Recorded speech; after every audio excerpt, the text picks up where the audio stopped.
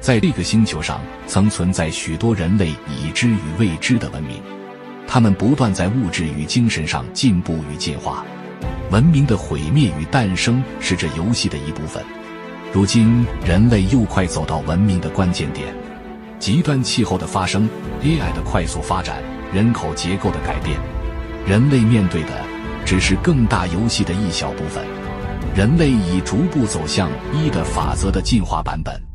看看那些渐渐只剩空壳的宗教组织，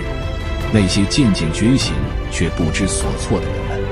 然而，有些真理与修炼如琥珀被保留了下来，传承给一代又一代的觉醒者。欢迎来到琥珀神秘学院。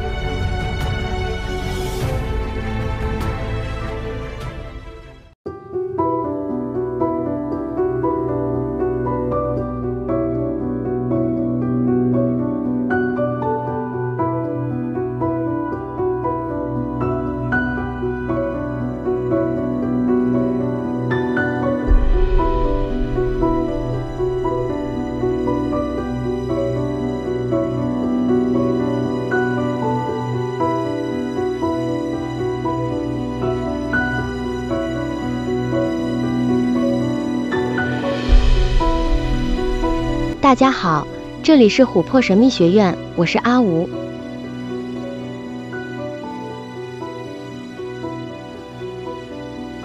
上一集介绍了庄子要大家认识大脑的代码机制以及其运作模型。我们对于各种眼前看到的事物都会给它一个代码，也就是庄子说的指称，但人们最后只认得了这些代码，这些指称却看不到是生命的真实存在样貌，等于我们活在一堆电脑的数据中一样。如果你能用心体会这个状况，你会细思极恐，因为你活在代码之中，和那些科幻电影演的竟有几分相似。所以别再问我世界是不是虚拟的，先不说真实世界了，活在头脑代码世界的人们，他们眼前的一切肯定是虚拟的。接下来顺着这个主题，顺着庄子说的指称，我们继续看下去。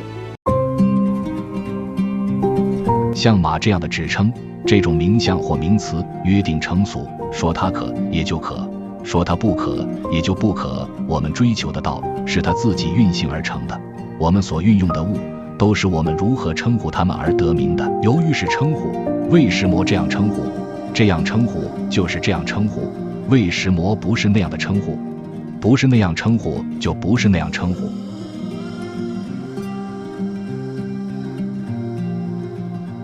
这里庄子继续延伸这个头脑代号的特性。马这只动物为何要叫它马而不是其他的名称，其实是人类约定成俗的，这么叫它可以，不这么叫它也可以，只要多数的人同意，大家都知道这个代码是指什么，那就可以了。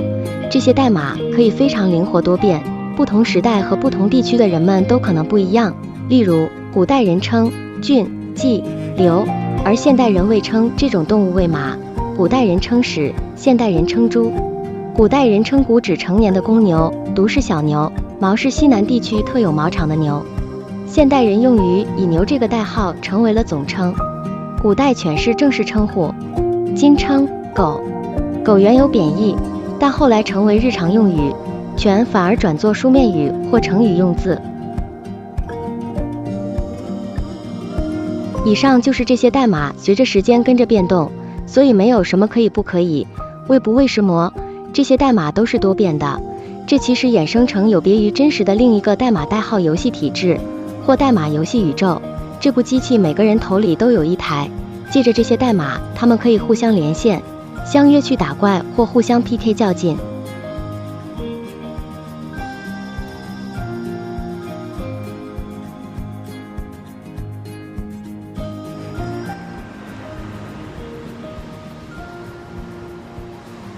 所以这一句道恒之而成，物为之而然，翻成白话是，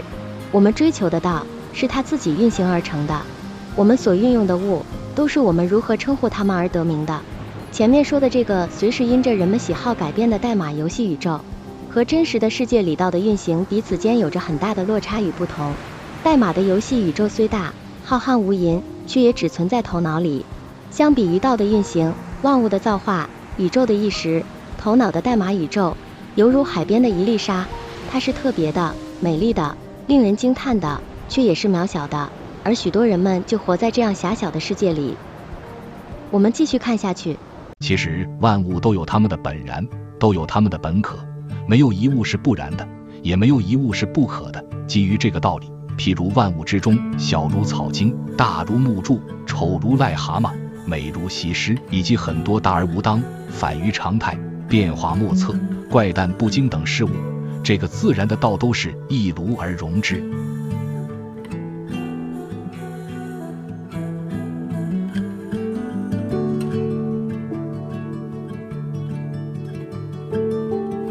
这里是说，我们头脑在设定事物的代号时，其实不只设定了代号名称，还会给这个代号一个评价、一个判断。例如好好看好浪漫的玫瑰花或好丑的癞蛤蟆等等，加上了我们自己的是非判断，美丑爱恶，以此对这个代码再一次的改变、变质。这个改变不只是你头脑思想的作用，它更会影响了你生理的变化。例如你一想到一只很丑的癞蛤蟆，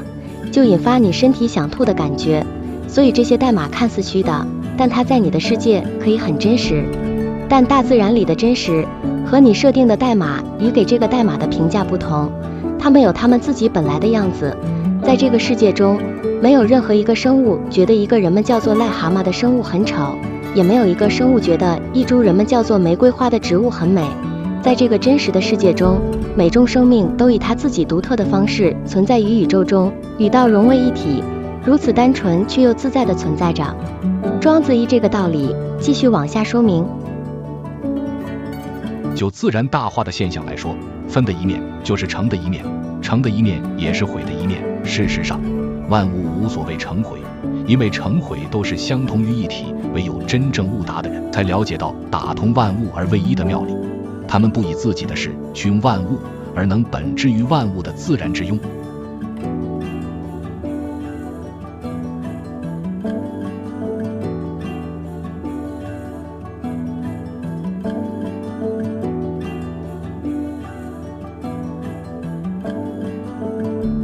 这句话，其分也，成也，其成也，毁也。凡物无成与毁，复通谓一。有很多种解释，但阿吴更倾向延续上述人们头脑里的代码来解释，这样比较有连贯性。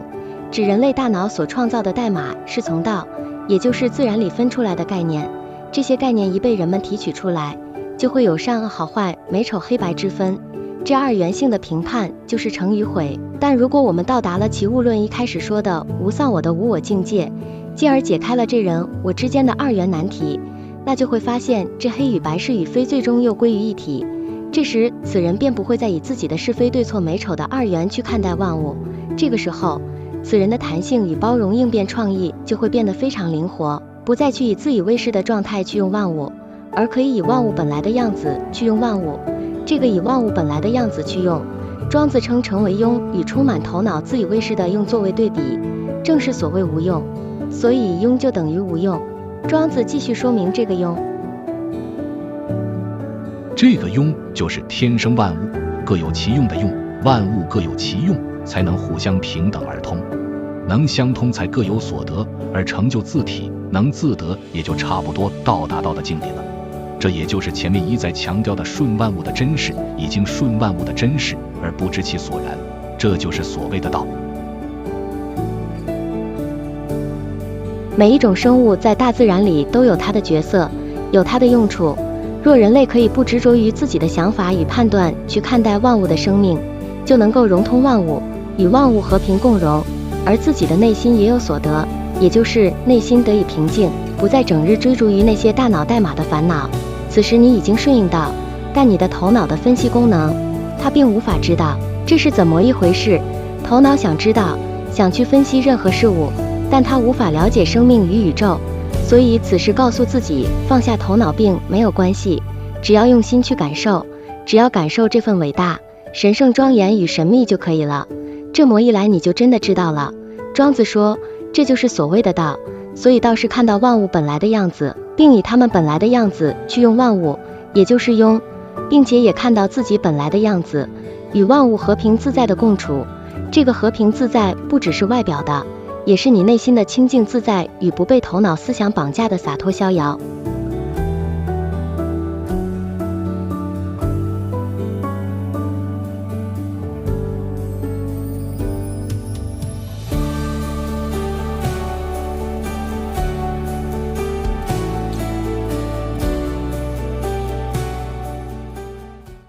有人听到经典说的这些看起来很漂亮的话，而心里向往，但他们不知其中的奥义与需要从最基础的开始练习，像是需要从本篇齐物论的一开始说的无丧我开始练习，把别人得到的结果看成是自己的，所以他们会做一些不合理又僵化的行为和规定，例如一定要吃什么食物，一定要遵循什么仪式和样式。其实这些都是大师们修行到达一定程度后自然而然的行为，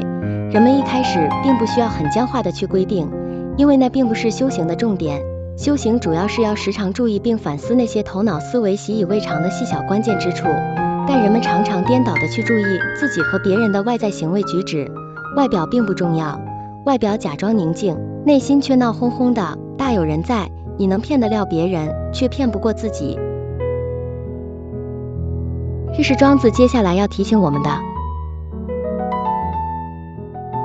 相反的，我们竭精劳神的去把万物打成一片，而不知万物的本体是相同的，这就如招三的故事了。什么是招三呢？以前有一个耍猴崽的人，他给猴子果实，说早上给你们3个，晚上给你们4个，猴子们都大怒。接着他又改口说，那么早上给你们4个，晚上给你们3个，于是猴子们便大喜。由这个故事，7个果实的总数并没有增减，可是猴子们却因此有喜怒的不同。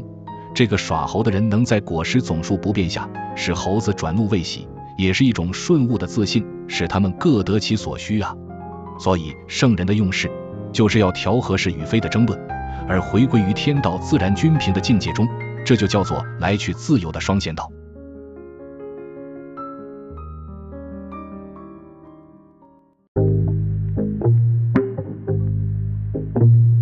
这里庄子大大提醒我们，不要太僵化的思考，倒是活活泼泼的。这就像阿吴在前几集说的，吴可以在黑色里面充当白色，也可以随时转化到白色里的黑色，并不像人类社会规则的那样僵化，而是顺着道，顺着万物的自性去运作，去灵活的走位。就像故事中这个耍猴的人，他并没有愤怒地跟猴子说理，他并没有说你白痴哦，早上3个果实和早上4个果实还不是都一样。他并没有说那么多，他知道那样只会闹得双方都不愉快，于是他采取了顺应猴子的自性，果实总数仍是7个的情况下，皆大欢喜。这就是道的运用，并非僵化一成不变的，是非常多元具创意性的。